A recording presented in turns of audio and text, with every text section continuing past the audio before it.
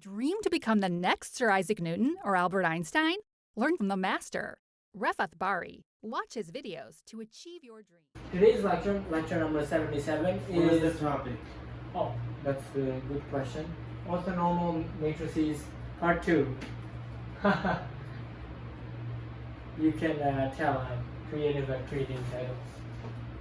Part 2. Okay, so today's lecture we'll be doing a couple of things. First and foremost, let me review what we did in the previous lecture. In the previous lecture, we went ahead and, well, in the previous 2 lectures, I should rather say, we derived the full two-dimensional rotational matrix transformation right here on the board. You can see it's cosine alpha, negative sine alpha, sine alpha, cosine alpha. Isn't that amazing? This matrix is quite literally one of the most powerful tools that linear algebra gives us. If you have, who here has seen an animation? Animation? Anybody seen an animation? 3 blue, 1 brown. Not that kind of animation. Movies. Every single animated movie you have seen in your life is made of linear algebra. Why? Because every single character in those animations has a body part. And that body part has to be rotated and translated and dilated. And this matrix gives us the power to do that. So this matrix is behind billions of dollars. So if you understand this matrix, you can potentially become a billionaire. I don't want to give you any false hope, because you probably won't be, and you probably aren't. So in today's Do Now, we're going to go ahead and try to check out the consequences of this rotational matrix. Okay, so let's go ahead and do it. That's our Do Now. This research we have right here. So that is our Do Now. Do Now. And for the sake of reference, I'm just going to go ahead and write down this whole amazing matrix we derived on the right hand side, because of course we need that main section of the board for our computations and visualizations. So here goes our two-dimensional rotational matrix. So cosine of theta, I'll just replace alpha with theta. Hopefully that doesn't make you too uncomfortable. Negative sine alpha. Oh god, I've gotten too much in the habit of writing alpha, you can see. And what? Cosine theta. Okay. I've written down what I have to write down, and now I'm going to erase all of this, and we're going to go ahead and understand what we've just derived. This is quite literally the atomic bomb of linear algebra, right? Who's heard of the atomic bomb? Right? Atomic bomb was a consequence of what? Of what? Of something. And this is the atomic bomb of linear algebra. It's incredibly powerful. That's what I'm trying to say. Okay, so here is today's Do Now. Our Do Now today is derive the rotational matrix for a transformation or a rotation of 30 degrees. So, in other words, find a matrix T such that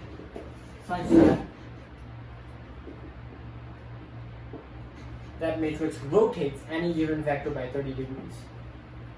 Okay, well, we have the actual rotational matrix, so all we have to do is plug in 30 degrees into our matrix.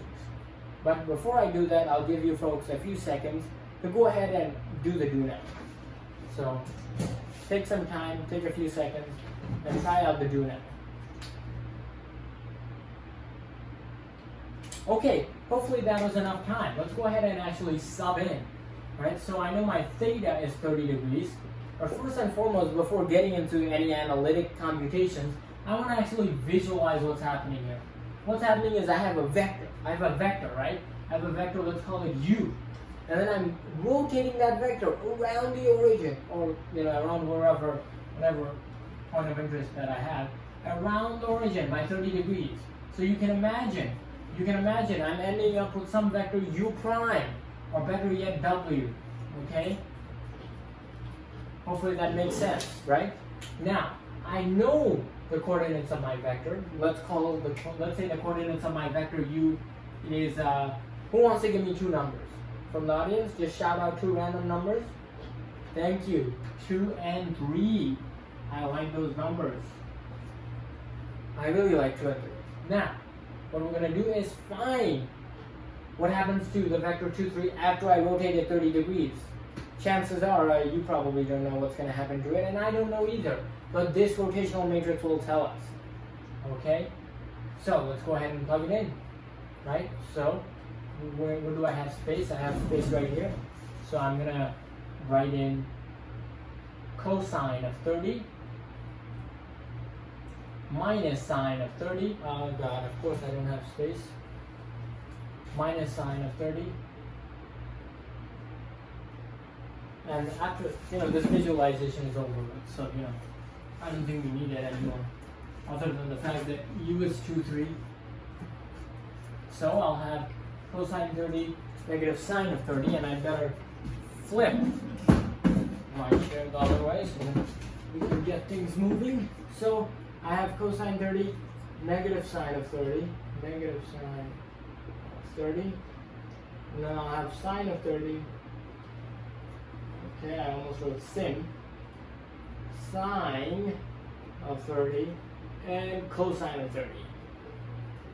And of course, I'm going to take this rotational matrix, multiply it with my original vector of interest, which is of course 2, 3, and that's going to give me some output vector, some crazy vector that once it's rotated by 30 degrees, I will get its output after putting it into this transformation.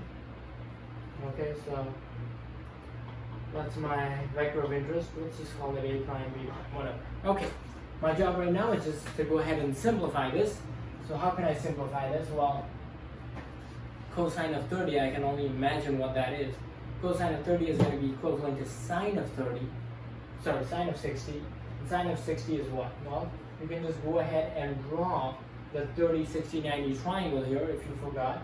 So we're going to have 30, we're going to have 60, we're going to have 90. So remember, this is x, or better yet, let's just call it 1, root 3, 2.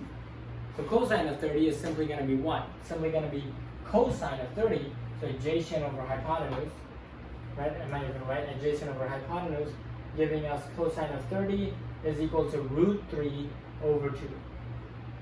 Wasn't too bad, wasn't too bad. Let's go ahead and plug it in. So cosine of 30 is going to give me root 3 over 2. Sine of 30, hopefully you know what that is. That's just a half. What about negative sine of 30? Get used to it. It says negative half. And cosine of 30. What is cosine of 30? Well, that's, sorry about that. That's, once again, it's going to be root 3 over 2. Root 3 over 2. Now what can I do? Well, let's see. I'm going to take this and multiply with my original vector of interest, which is 2, 3. So let's write that down as if it were no problem. No problemo. So we're going to have 2, 3.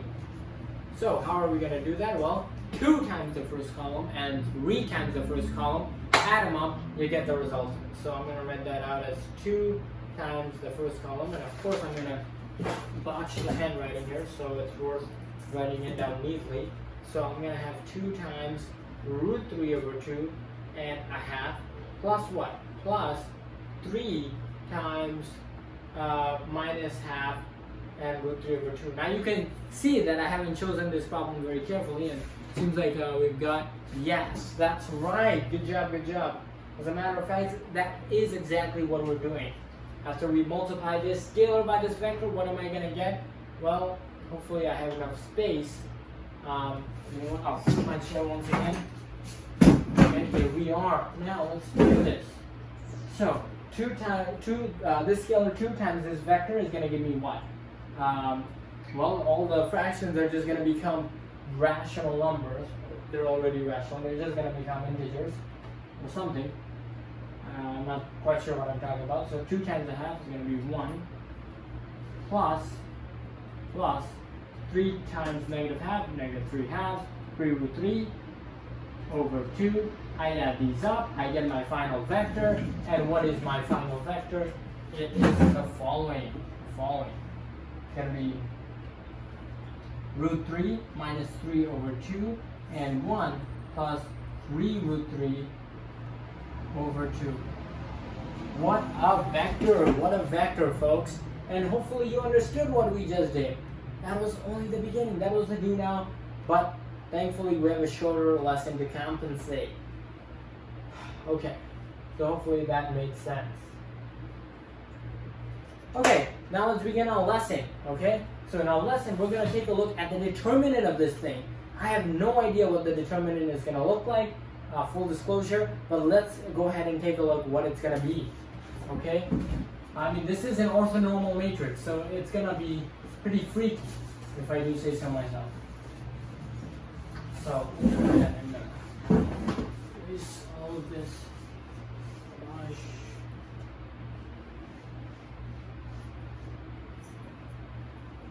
And you know what, it's worth writing this down on the left-hand side so that we have it for lesson, during a lesson, reference during a lesson. Oops.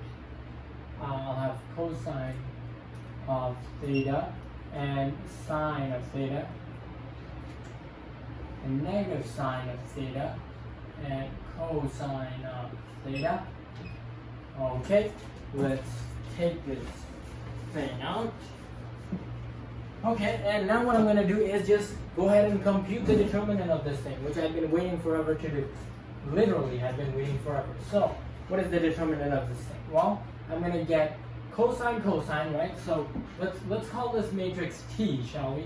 Let's call it R for rotation, because this is indeed the rotational matrix. So, what is the determinant of R? That's the key question here.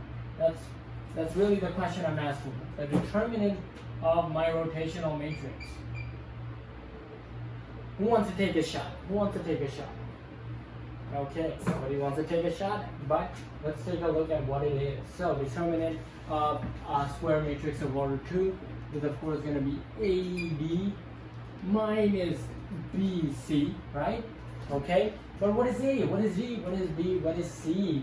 I'll have cosine theta, cosine theta. Let's go ahead and plug those in. So I'll have cosine theta, cosine theta. And what is B and C? B and C. So I'll have, obviously I'll have a negative here. But then what is my B? That's going to be sine of theta. And I'll have my C as sine theta.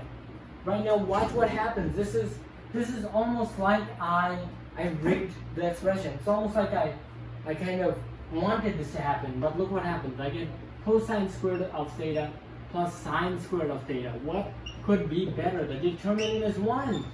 It's 1. That's the determinant of the rotational matrix. Wow. What does that mean? What does it mean for the determinant to be 1?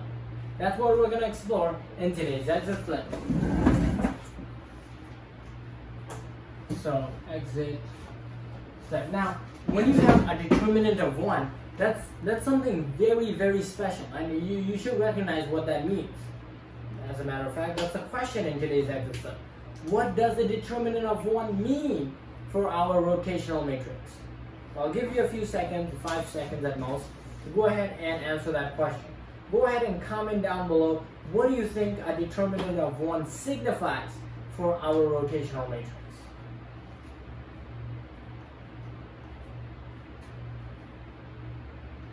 Okay, so hopefully that was enough time. So this is kind of like a verbal, conceptual explanation, but nonetheless it is extremely important. What a determinant of 1 signifies is that I have a rigid transformation that preserves the area of my original figure. So it doesn't dilate my figure, it doesn't make it huge or smaller. It preserves the area of my original figure, and it might simply rotate, reflect, or transform it, or translate it. Okay? So for example, I'll give you an actual tangible example. Let's take a look at our original coordinate plane. And I'll have, of course, my standard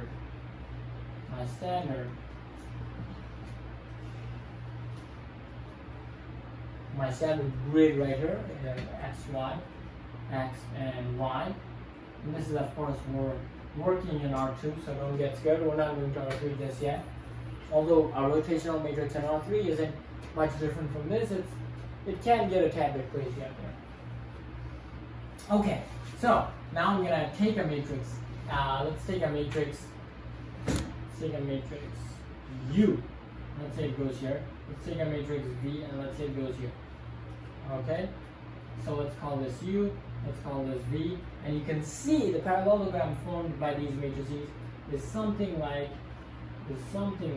Subscribe to Bari Science Lab to fall in love with math and science, especially programming.